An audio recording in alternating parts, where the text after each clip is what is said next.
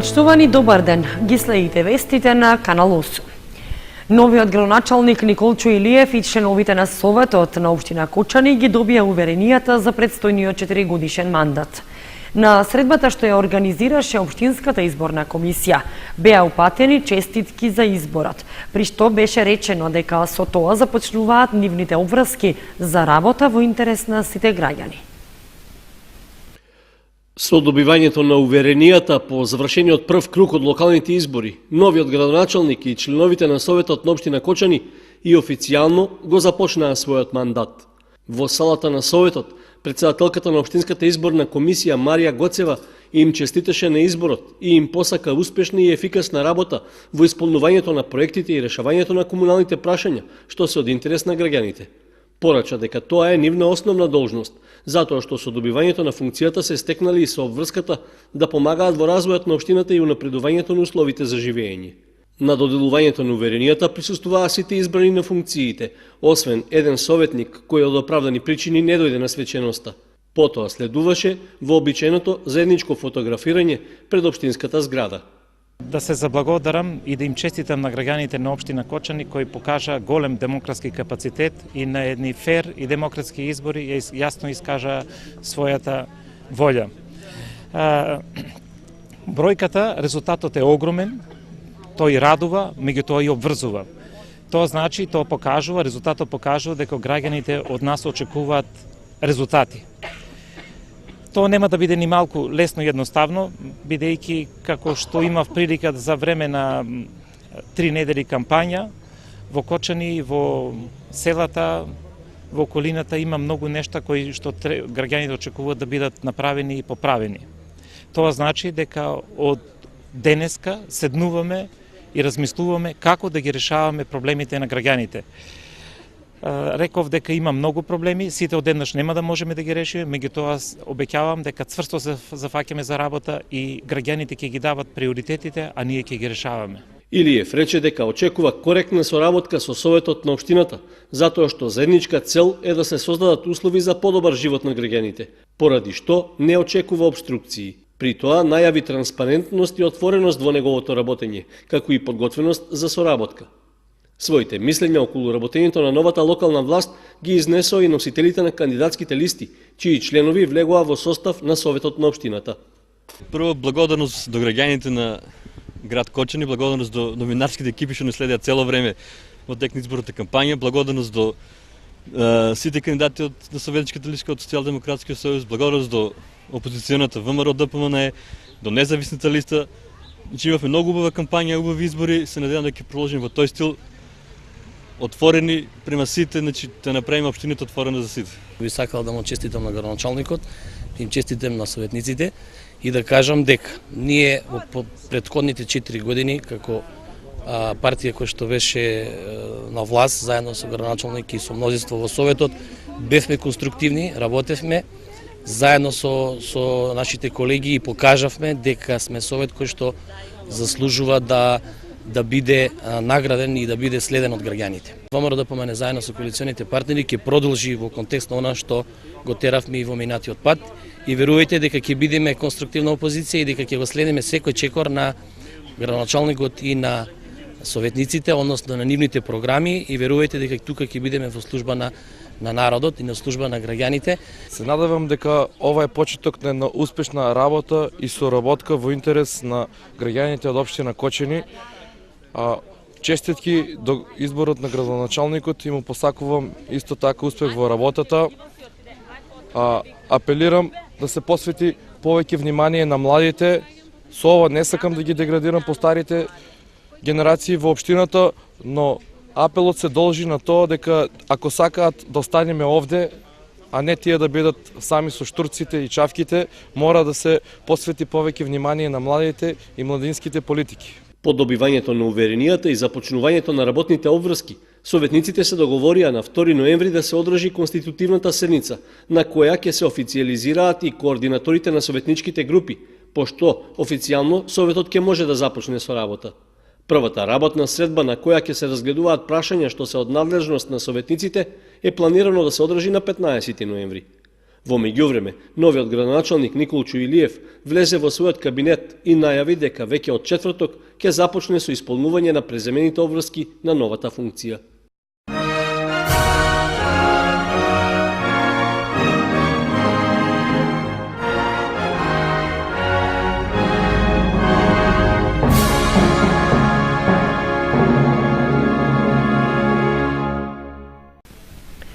Пред вториот круг на локалните избори, коалицијата предводена од СДСМ одржа предизборни собири во Зрновци и Облешево. При тоа пред граѓаните зборуваа кандидатите за градоначалници на двете општини, како и претседателот на партијата Зоран Заев, кој побара подршка од гласачите. Предизборни собири со граѓаните на Зрновци и Чешиново Облешево организираше коалицијата што ја предводи СДСМ пред предстојното гласање во вториот круг од локалните избори. При тоа од гласачите беше побарана подршка за кандидатите за градоначалник што се предложени од оваа коалиција, за да можат да се реализираат најавените проекти. Во Зрновци се одржа собир на кој кандидатот за градоначалник на општината Ванчо Митев се заблагодари од свое лично и од име на советничката група за големата подршка што ја добиле во првиот круг од изборите. Значи од сет срце ви се заблагодаруваме и исто така ве замолуваме на 29-ти, значи на вториот круг од изборите, гордо и достоинствено да излеземе и да избереме живот во Зрновци за сите.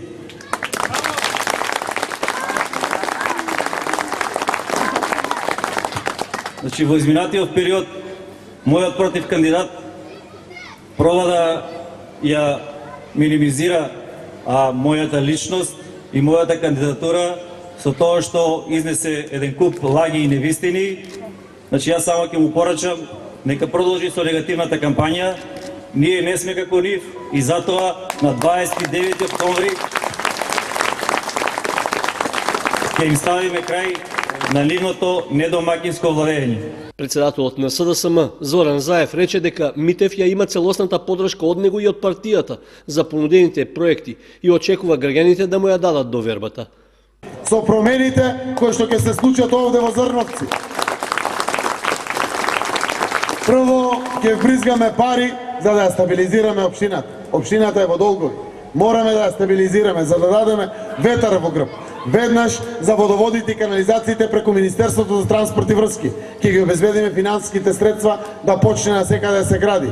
Преку Македонија пати јавното предпријатие за патишта. Директно ќе помогнеме за поврзувањето комплетно на општина Зрновци и да ги реконструираме запустените улици, а има доста такви со дупки, но да почнеме и понатаму да асфалтираме, заради тоа што има мал милион по сите населени места. Се уште не асфалтирани улици и сокаци, шлапат, како што реков дечиња наши во Калта, ќе добиете комплетна подршка од централната власт. Заев најави дека за 2 години од добивањето на мандатот на новиот градоначалник Митев, општина Зрновци ќе добие подобрување во инфраструктурата и другите сфери на живење.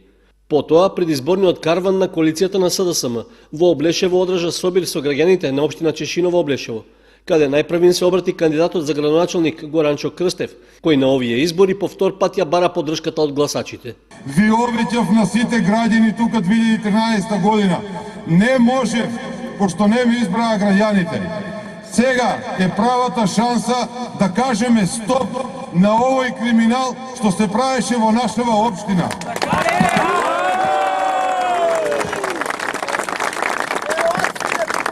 Сега ни кажуваат, доаѓаат и не лажаат, ке прават етно куќа, 1.000.000 евра. Другари, значи вие сите знаете, тука мораме да се погледнеме очи. Ние ги немаме основните потреби, немаме вода, немаме канализација, немаме инфраструктура. Нашата општина беше запоставена од властите овие години. Така е! Јако да му кажеш, градоначалниче.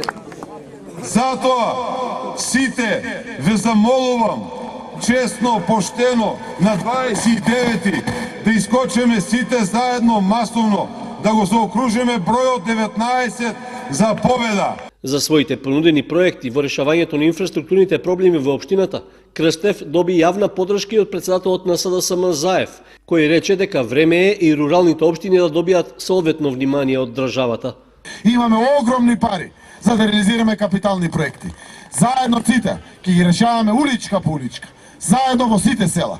Не може во 21 век Децата пушти ги на школа, шлапат во калта цел ден со мокри нозе и доаѓаат болни дома. Кога ќе одиме некаде кај да излеземе, што вика Горанчо, земи ги кондурите во кесето за да може да се пресоблечеш да одиш на работа. Ова е 21 век. Тоа е недозволиво. Затоа сметајте на поддршка комплетна од владата на Република Македонија за да ги реализираме сите комунални инфраструктурни проекти на територијата на Чешиново, Облешево, рамноправно за сите населени места. Ова општина има добри перспективи. На крајот од собирот со граѓаните на општина Чешиново Облешево, Заев порача дека тие треба да ја донесат вистинската одлука за тоа каков живот сакаат во наредниот период, а со поддршката за Крстев сигурно ќе имаат позитивни промени во решавањето на инфраструктурните и другите комунални проблеми.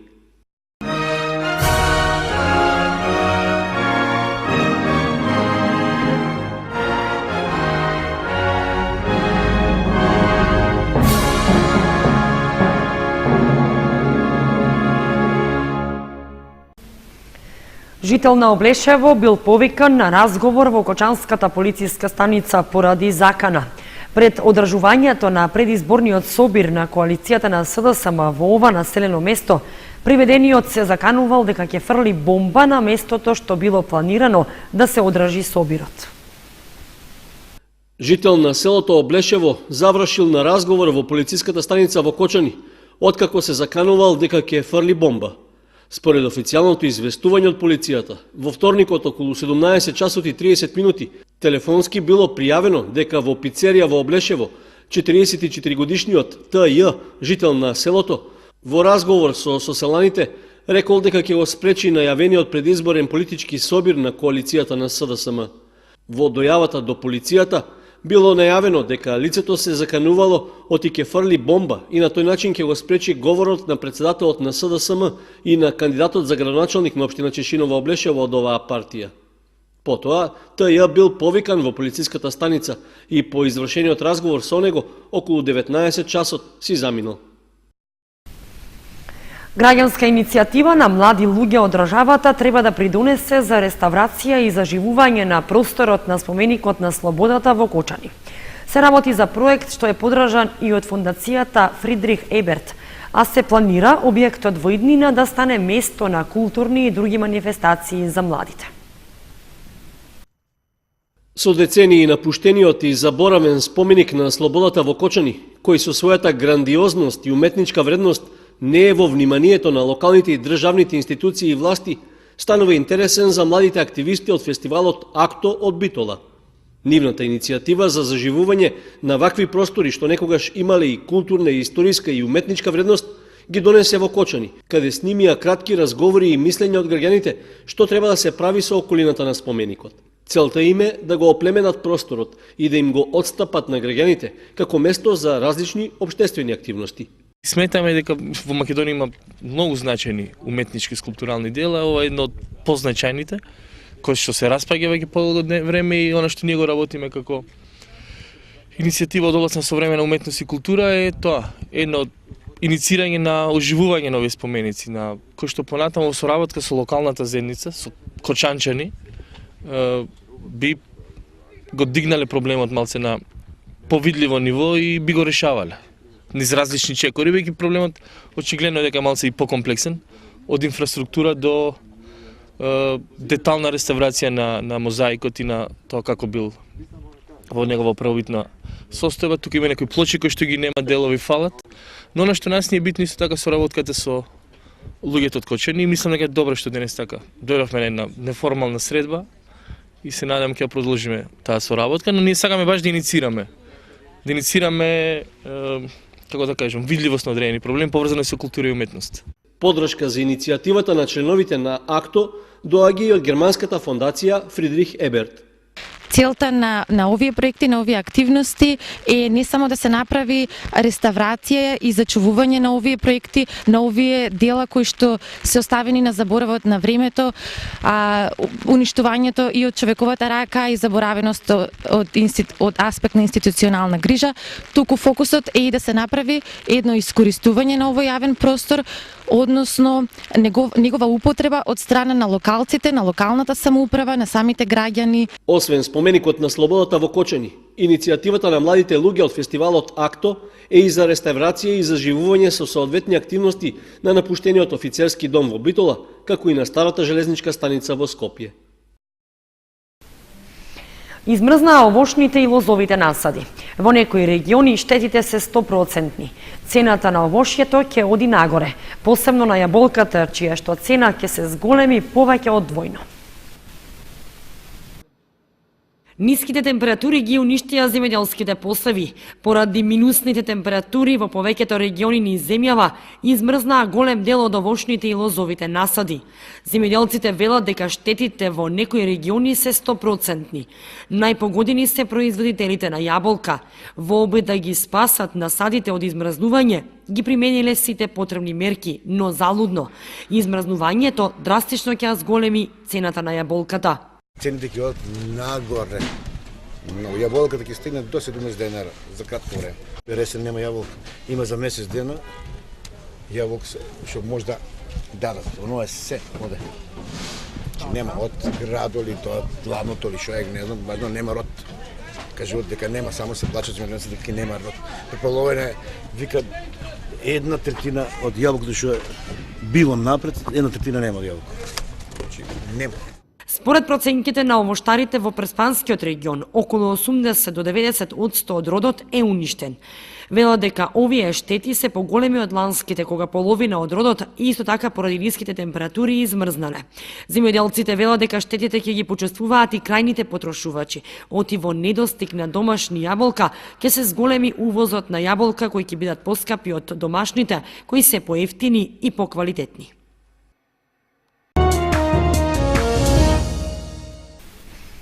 Пчеларите незадоволни од приносите на мед годинава, но задоволни од тоа како побина саемот на мед во Кочани, бидејќи забележале дека од година во година со ваквите манифестации се подига свеста кај граѓаните за употреба на медот и пчелните производи. Како што имаа лоши приноси годинава, пчеларите задоволни од саемот на мед во Кочани.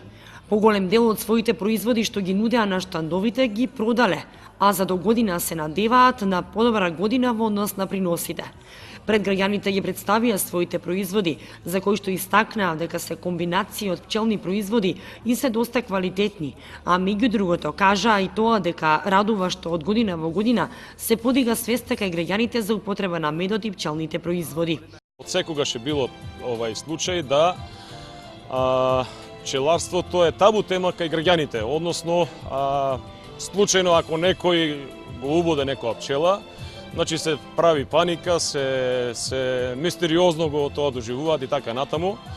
Меѓутоа треба да сватат целта на здружението, а целта и на сите нас пчелари е да ги приближиме кон пчелните производи, да ги едуцираме, да им објасниме доста работи дека пчелните производи се дар од природата, дека треба да ги конзумираат и така натаму, дека дел од исхраната треба да бидат. Пчеларството, односно апикултурата, може да биде директна и индиректна во продуктивна, односно доходовна, односно квалитетна за како за пчеларите, како за земјоделците, така и за корисниците на пчелни производи. Основен услов за долг живот е да дишаме со чисти полни гради и при вдишувањето воздухот да биде внесен. Но пушачите имаат аномалија при ова, бидејќи самите бронхи канали се стеснети и ние направивме една комбинација на мед и неколку билки кои што треба да извршат разложување на шлајмот и давање снага на организмот да го извади шлајмот. Но колку младите луѓе се заинтересирани за пчеларење и производство на мед? Бидејќи многу беше слаба ова година, сме задоволни не толку. Меѓутоа стана обратно, во Кочанскиот крај нема, а минала година имаше. Колку младите луѓе се заинтересирани за пчеларење? За тука не знам, кај нас има богами даваат доста значење на пчеларството, бележи поред занимација и доста доходовна, така да ова година и минала година има добар број на млади пчелари, што не радува. Доаѓаат и за информации, за купување на потрепштини за пчеларство, така да им даваме информации како да постапуваат, како да користат лекарства. Од Сдруженијето Матица истакнаа дека и покрај слабите приноси и годинава не ја применија непопуларната мерка на покачување на цената на медот, така што цената на медот на саемот изнесуваше од 350 или 400 денари за килограм. По кратка пауза продолжи одржувањето на духовните трибини, што во организација на граѓанското здружение Воскресение се одржува во библиотеката Искра во Кочани. Првото предавање по паузата беше на тема толкување на символот на верата. Символот на верата представува кратко и јасно исповедување на христијанската вера. Уште од првите векови на христијанството се појавило потреба верата да се искаже во еден краток текст, посебно кај оние кои се крштевале, кои требало пред црквата да ја исповедаат својата вера и преку едно такво кратко и јасно утврдено исповедање на верата да се заштити христијанството од бројните ереси кои тогаш ги имало. Во почетокот имало повеќе символи на верата кои ги пишувале поместните локални православни цркви, а ги одобрувал епископот, кои по суштина биле исти, а се разликувале по формата. Така било се додека не се напишал и донел единствениот унифициран символ на верата на првиот Вселенски собор во Никеја од 325 година. Овие и други податоци беа изнесени на духовната трибина на тема толкување на символот на верата, што се одржа во библиотеката Искра во Кочани. Истата е во организација на Воскресение, граѓанско здружение од Кочани, а присутни беа граѓани и верници од градот и околината. Предавач е ѓакон Димитар Арсовски, а трибините се со благослов на владиката Иларион. Во првиот член се вели: верувам во единиот Бог Отец, Вседржител, Творец на небото и на земјата, на се видливо и невидливо. Значи, само веќе првиот збор верувам кажува многу за нашата религија, која што дури самиот Христос кога зборува дека кој верува во мене, верува и во оној кој ме пратил, и кажува дека нашата религија, како и секоја друга религија, се темели на верување, бидејќи религијата и верата само по себе не можеме ние да изложиме на еден математички начин, да биде опиплива или да докажеме со пат на експеримент.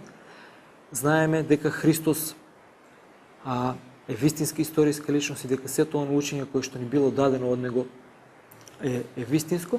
Од граѓанската организација Воскресение истакнуваат дека со оваа трибина започнува сезоната на организирање духовни трибини, кои што имаат за цел едуцирање на населението во духот на православната вера.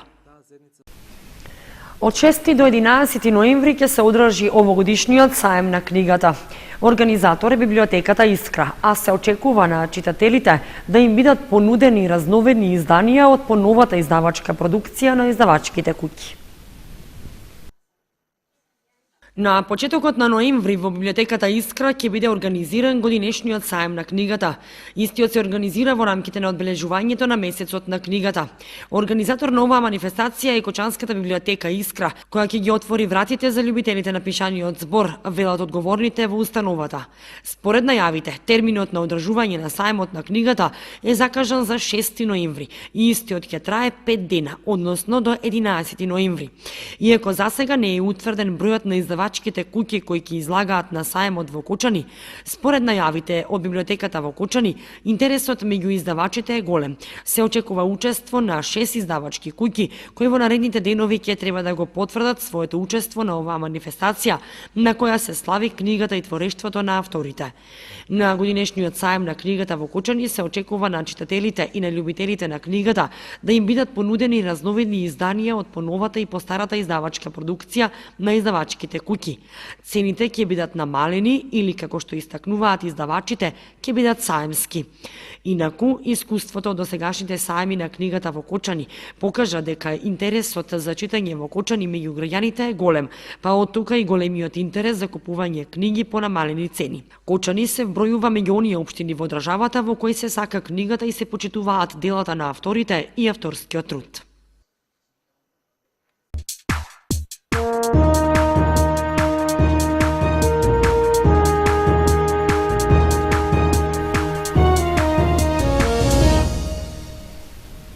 Следува информацијата од спортот.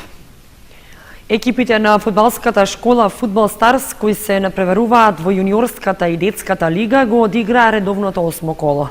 При тоа забележаа 4 победи, 2 порази и 1 нерешен резултат. Младите фудбалери на Фудбал Старс во 8-то коло од јуниорската лига се намачија со своите противници и постигнаа нецелосен успех, освојувајќи само 3 бода. Во регионалната лига, генерацијата 2001, како гостин на теренот во Куманово против истоимената екипа, беше убедлива и победи со 4:1. За разлика од нив, една година помладите фудбалери од генерацијата 2002 имаа сосем спротивен учинок. Кумановчани се покажаа како цврст противник и не дозволија изненадување, па го победија нашиот тим дури со 6:0. Нецелосен успех има и најмладите екипи на Фудбал Старс кои се надпреваруваат во детската лига, каде се одигра 7-то и делот за останатите надпревари од 4-то коло. Како гости тие играа во пробиштип против соодветната екипа на Рудар. При тоа, фудбалерите од генерацијата 2005-2006 ги победија домакините со 3:1, додека генерацијата 2007 беше поразена со 3:2. Во заостанатото 4-то коло пак, нашата екипа беше многу поуспешна, при што на гостувањето во Пехчево против Китго, генерацијата 2005-2006 победи со 5:3, додека генерацијата 2007 славеше победа против своите врсници со 8:2. Во Општинската фудбалска лига на Кочани пак се одигра првото коло, во кое Фудбал Старс се сретна со екипата на Облешево Штрци и играше нерешено 2:2. Екипите на Фудбал Старс од генерациите 2003 и 2004 во регионалната југоисточна лига во ова коло беа слободни.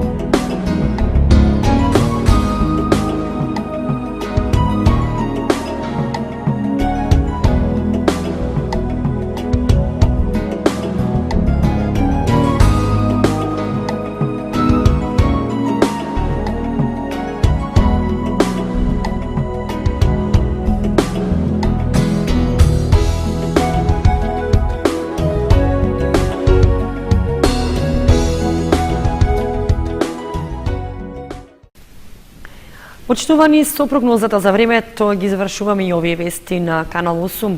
Информациите ги имате и на нашата веб страница kanal8.mk. Довидување.